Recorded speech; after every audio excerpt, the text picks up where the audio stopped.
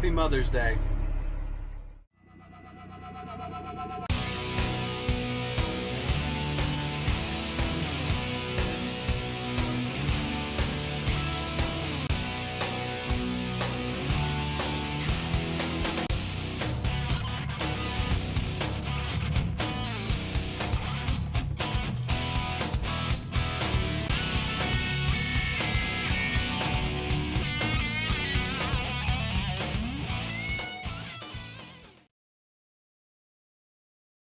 Hey everybody, welcome back to another episode of Gunpowder and Freedom.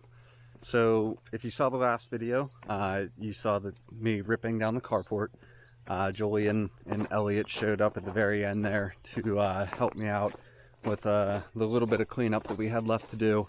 Now that wasn't on them, that wasn't them waiting until I'm done. I didn't ask anybody for help. I don't really like to do that, so they showed up on their own free will, which was awesome. It's always nice to know you got good people in your corner. But today it is Mother's Day, so I'm trying to make this quick, which is why I'm on the move. But headed up to the shop right now to get one of the dump trucks so we can start ripping out concrete and digging up the foundation. So we're gonna go up there, get that, and then whenever we get back down, I'll give you guys a walk around on what I'm trying to get done. Okay, so you gonna say Happy Mother's Day to everybody? There you go. Okay, so Rachel just got off a 24-hour shift, so I'm on dad duty right now, but me and Eleanor are still going to try to get some of this stuff ripped out. So I got her kind of strapped to the front of me. We're going to be sitting in a machine, so I'm not overly concerned about, positioning and stuff like that. She's secure right now. But we're going to start right back up here. I'm going to move that downspout out of the way because if I can just clean that up and save that, that would be awesome. And use it probably, well, this gutter will be gone. So I'll have a gutter on the new roof line that's coming out here. So if I can use that there, that would be ideal. But we're just going to try to start peeling this concrete here back and work our way that way. I got this slab of concrete right here that it looks like it was just kind of left over, they threw down here. We're going to try to get that up. I'm not really sure how thick this pad is, but ideally we're keeping the same footprint here, coming off the corner of the house, extending out, what is that, about 12 feet or so. And then I would like to ideally push the new garage 2 feet further that way. So once we get the concrete lifted up, I have to put a call into PA1 call to come out and make sure we don't have any lines or anything underneath there. And in case you're wondering, my pickup truck is up at the shop right now. I had to run up and get the dump truck. A lot of my mounts for my cameras are in my truck, so I'm going to try to make this work with the 2 tripods, get you guys some good angles of this stuff, because this is going to be really fun.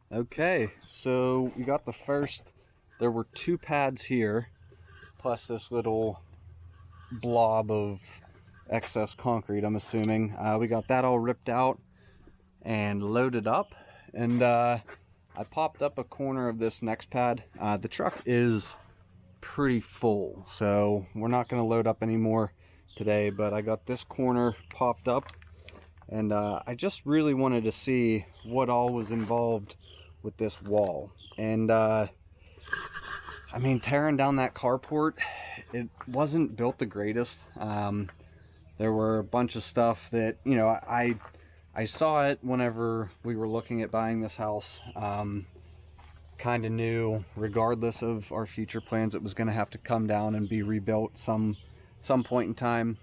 The lumber wasn't done really that well, the material wasn't really done that well, and then just the structure of it wasn't really done that well. So I was wondering what was going to go into this wall, and my assumptions were kind of right. There is no footer underneath that wall. It's just basically a wall that goes into the ground. Looks like they formed the top 10 inches or 12 inches and then just kind of let the bottom ooze all out. Now there is some sort of metal stake there. That looks like the bottom of one of our concrete pins that we use. I don't see any rebar poking through. So, okay, you know what? No, there's a couple right there. So looks like there is rebar in this wall. There wasn't any rebar in the pad as I was pulling it out. It was all pretty much just wire. And if you saw it, the wire was just breaking and pulling apart as me and Eleanor were lifting this up. So she's getting a little bit cranky. She's saying I'm moving a little too slow today for her liking. So we got her out of this harness, and the harness actually worked really good. I just kind of rolled the top down and used it as almost a seatbelt for her, so she was nice and secure in there. And yeah, I think we're gonna go ahead and call that for today. Hey everybody, welcome back. So if this is a transition and the first video is longer, we're back here later today, me and Ellie Benelli. If that video was getting a little too long and this is a new video, welcome back to another episode of Gunpowder and Freedom, where we are figuring it out. Just kidding, I know what I'm doing right now, at least. Just kind of pushing forward, ripping out the concrete here at our house, getting ready for the digging up of our foundation right there, as well as re-waterproofing the walls. So we got the carport torn down, got a little bit of concrete torn up and out of here earlier this morning. Ellie Benelli and I, yeah, say hi. We have a little bit of free time. Rachel is relaxing. Like I said earlier, either earlier this video or last video, she just got done working with 24, so she's going to take some her time, which is understandable. It's also Mother's Day, so happy Mother's Day, belated by the time this video comes out. I'm going to go ahead, jump in the machine, and just start ripping concrete out, getting it loaded up, and get at least one more out of here, depending on how it goes. Maybe shoot for 2, but right now just hoping to get one more truckload of concrete out of here. So let's get loaded and get this going.